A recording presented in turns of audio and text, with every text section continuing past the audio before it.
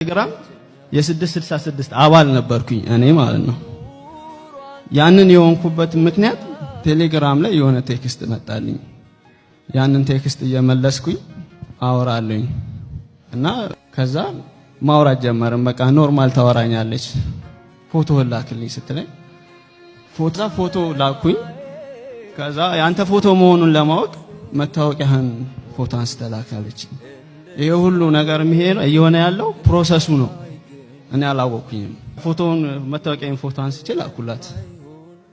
ከዛ እያንዳንዷን ፕሮሰስ እያስኬደች ሄደች። ንግድ ባንክ አካውንት ዝም ብዬ እኔ ዝም ብዬ ነው ላኩላት። አመናችሁም አላመናችሁም 40 ሺህ ብር ነው የተላከልኝ በአንዴ ማለት ነው።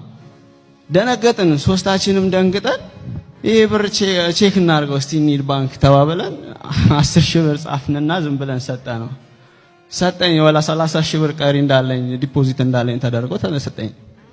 ደነገጥን። በቃ ያንን ብር ይዘን ደብረ ዘይት እንሄዳለን። በቃ ብር እያወጣን እንሄዳለን።